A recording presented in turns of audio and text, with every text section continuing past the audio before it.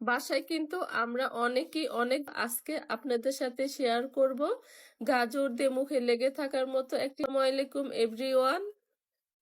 প্রথমে আমি দিয়ে দিচ্ছি 1 টেবিল চামচ পরিমাণ ঘি, আর এখানে আমি নিয়েছি পরিমাণ মতো কাঠবাদাম, কাজু বাদাম এবং কিশমিশ। এগুলোকে 1 থেকে 2 মিনিট ভেজে নিতে হবে, আর অবশ্যই চুলার আঁচটিকে কমিয়ে কিন্তু ভেজে নিতে হবে। আমার কাছে মনে হচ্ছে কিশমিশগুলো ভাজা হয়ে গিয়েছে, তাই কিন্তু আমি তারপর এগুলোকে আরো 1 থেকে 2 মিনিট আমি ভালোভাবে ভেজে নিয়েছিলাম। এবার সেই ঘিয়ের মধ্যে কিন্তু আমি দিয়ে দিচ্ছি গ্রেট করা গাজর, আর এখানে কিন্তু আমি 250 গ্রাম পরিমাণ তো চুলার আঁচটিকে গ্রেট করা গাজরটাকে ভেজে নিচ্ছি। 4 থেকে 5 মিনিট ভেজে নেওয়ার পরে গাজরের গায়ে যে এক্সট্রা পানি ছিল সেটা কিন্তু শুকিয়ে গিয়েছে।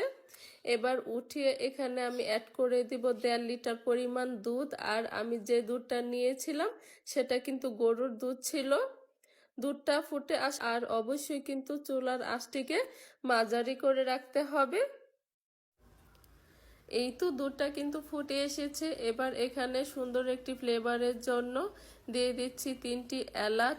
দুধটাকে কিন্তু চুলার আঁচ কমিয়ে আমি 15 মিনিট ভালোভাবে ফুটিয়ে নিয়েছিলাম। আর এখানে আমি নিয়েছি 1 টেবিল চামচ পরিমাণ চিনি গুঁড়া, পোলাও চালের গুঁড়া, আর এই গুঁড়াটা কিন্তু আমি বাসায় তৈরি করেছিলাম ব্লেন্ডারে। এবার অ্যাড করে দিচ্ছি সেই ভেজে রাখা গাজরটাকে দিয়ে এবার আমি ভালোভাবে নেড়ে চেড়ে দিব। আর আমি কিন্তু এখনো পর্যন্ত চিনি অ্যাড করিনি। অনেক সময় কিন্তু চিনিটা আগে দিয়ে দিলে গাজরটা সিদ্ধ হতে চায় না। যখন গাজরটা সিদ্ধ হয়ে আসবে তখনই পরিমাণে একটু লবণ, যে কোনো মিষ্টি খাবারে কিন্তু লবণ দিলে মিষ্টির ব্যালেন্সটা ঠিক থাকে।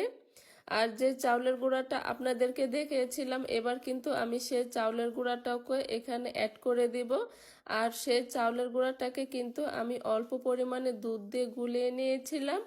আর এটা কিন্তু একেবারে ঢেলে দেওয়া যাবে না, তাহলে কিন্তু দলা বেঁধে যাবে। অল্প পরিমাণে দিতে হবে এবং নেড়েচেড়েও কিন্তু দিতে হবে সাথে সাথে। চাউলের গুঁড়াটাকে দিয়ে কিন্তু 4 থেকে 5 মিনিট কুক করে নিয়েছিলাম, আর এটা কিন্তু আগের থেকে ঘন হয়ে এসেছে। এবার আমি এখানে অ্যাড করে দিচ্ছি আধা কাপ পরিমাণ চিনি, আর এই চিনিটা কিন্তু আপনারা আপনাদের টেস্ট অনুযায়ী অ্যাড করে দিবেন।